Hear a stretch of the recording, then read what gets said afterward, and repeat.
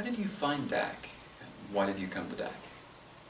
Well, I'd kind of been familiar with them just through the disabled community in Greater Grand Rapids in general, but I'd never really gotten involved with them until I was around 18, and then they kind of helped to direct me to some services in my high school to college transition.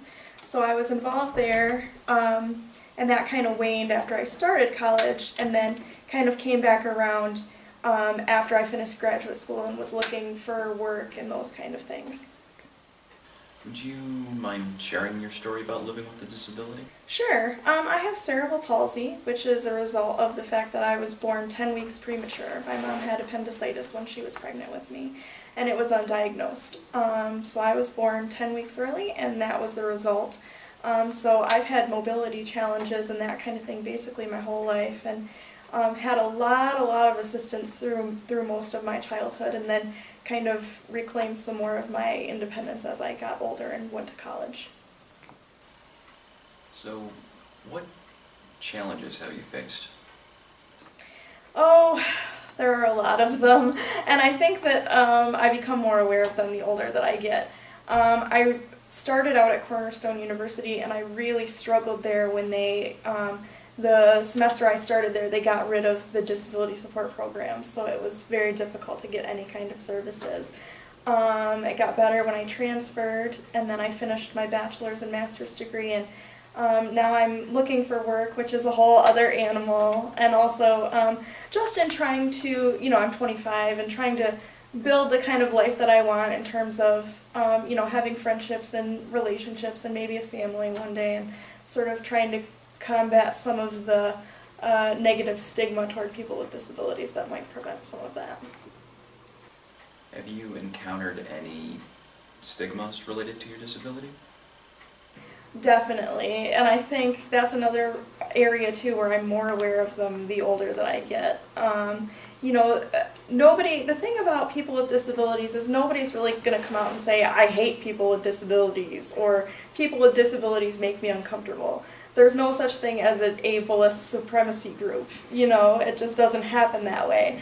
But I have had, friends and romantic partners, for example, that we've gone out on a few dates or we've hung out a couple times, and they've said, I think you're a really nice girl, but the way people stare at you, I just can't handle it, or the level of help that I have to give you for us to be able to get around is uncomfortable to me.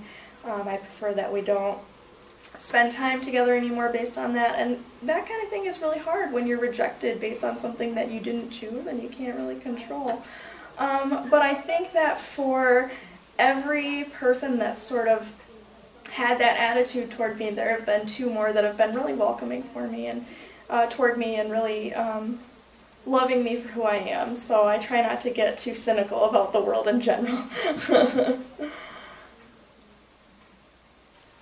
How did you hear about CYAN? It was sort of an oddly fateful coincidence, because I was coming to DAC because I was looking for work, and I wanted to meet with Bonnie Miller about keeping some assets if I was to start working. And so we set up a meeting, and I was connected to her through Michigan Rehabilitation Services. So we set up a meeting, and every time I called her, she said, "This is Bonnie with Disability Advocates." So I came down the day of the meeting, I got here, and whoever was working the front desk said, "Oh, she's not in here on Tuesdays." And it turned out that she was waiting for me at Michigan Rehabilitation Services. So I had like a whole hour and a half to just kind of sit here and not really do anything, and eventually Eva came out, and I think she'd probably seen me several times and was like, what is this girl doing here? And finally she said, "Can I help you with something?" And I said, "Well, I think I'm here for the wrong reason or the wrong day." And she said, "Well, that's really terrible, but are you interested in doing some volunteer work? You could come to this new group I'm starting." And she gave me a card with some information about CYAN. And I decided to just check it out, and it turned out to be something that's been really good. So, why did you want to get involved with the group? Well, I'd been doing some other volunteer work in the community just to add to my resume in hopes of finding a job. I'd been volunteering at the Grand Rapids Children's Museum once a week, and so when she approached me about CYAN, initially I just kind of thought, well, it's another thing to throw on a resume and something to fill my time, and that's kind of the extent of it. But when I really got involved and saw what we were doing and just how proactive everybody is and the way that everybody's really committed to making change and that kind of thing, I'm sort of finding that I never really was interested in community organizing, but I find that I'm taking quite a liking to it and really enjoying it, so it's been good. What sort of things have you done as a result of getting involved with DAC? Well, the first thing that I did was I interviewed Addie Donnelly, and I wrote a profile about her for the Spring Summer Volunteer Update. So that was really cool, and I really enjoyed it, especially because I have a master's degree in English, so that's a really good way to sort of use those skills for something that's good. And then also, I just went to Central High School with Demetrius and Addie and a few others, and we talked to Yopuedo about overcoming challenges in the face of disability, so that's really cool. And now I'm working with Eva on a presentation that she's giving in Lansing, and I'm helping her do some research on that. So it's been really good hands-on stuff. What expectations did you have about being part of an advocacy group? Oh, when I started initially, I really didn't have very many because I'd never really been a part of anything like that. And advocacy is kind of a nebulous term. Like, I wasn't sure if we were going to be out on the streets picketing or having sit-ins somewhere or something like that. So I wasn't really sure what to expect, or maybe we'd just be sitting around in a room talking about issues that are problematic. And I really think now that it's sort of a little bit of all of that, which is really good. And what I like about CYAN too is that Eva in particular tries to find a niche for you that really capitalizes on what you're good at. So if you don't want to do something, you don't have to do it. If you don't want to come to every meeting, that's fine. You can get involved as much as you want. So I think that's really cool. What is your favorite memory with CYAN?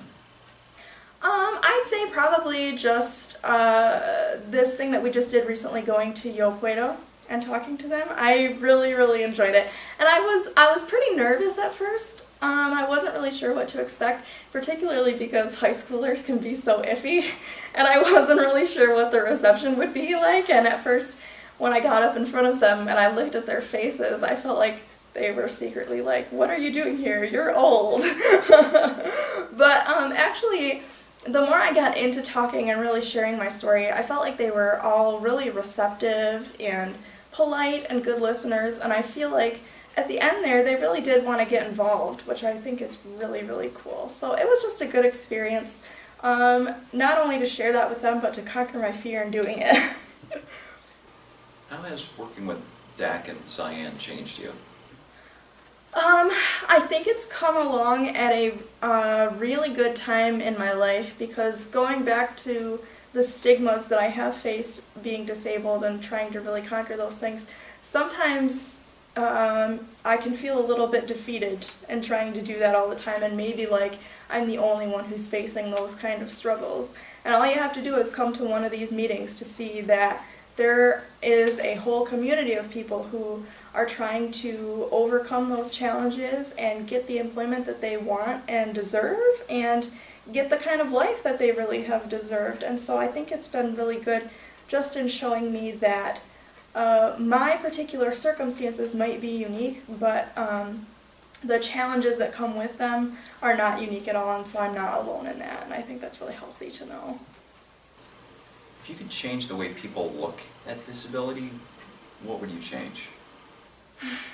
There's a lot there too, but one of the things that I think frustrates me most is that people tend to have really one-sided and binary thinking. So either you're completely disabled and you can't do anything for yourself, or you're not disabled at all and you don't need any help. And so when you kind of fall into that gray area where you're somebody who has an education and has lived independently and is articulate and that kind of thing, but you do need help in your day-to-day activities, sometimes it's a struggle for people to really understand the depth of that. And so, like, say I would hang out with a friend and they'd say, I really like you, I like spending time with you, I think you're funny, and I think you're smart, and I think you're really cool. And they kind of get this idea that maybe I just use this wheelchair for decoration or something, and I really don't need that much help. And so when something happens where, like I would say, I can't go to dinner with you after a movie because I have to go home because this place doesn't have handicap accessible bathrooms, then it's like all of a sudden they think you're totally gimpified and you can't do anything. So sometimes I struggle with that spectrum and just trying to get people to understand that I have abilities and I have disabilities, and everybody has abilities and disabilities, and if we can be more accepting of that, then I think socially it'd be probably a little bit less of a struggle. Do you have any advice you could give a younger person with a different disability or with your same disability?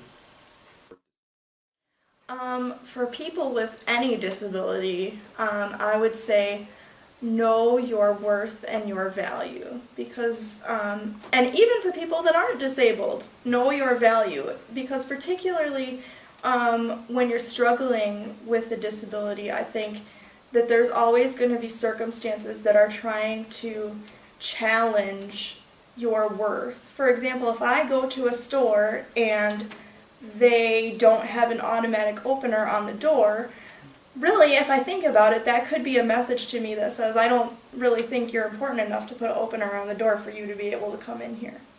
And so, if you're not careful, getting those messages all the time can be really destructive to your self-image and self-esteem. And so, I think it's really important for people with disabilities to be clear on who they are and to refuse to compromise themselves. And one thing that I think is really sad is when I see people with disabilities who are really, really struggling with them and want to not be disabled, because the message behind that, I feel a lot of times, is like, well, I can't change the world, so I ought to just change myself.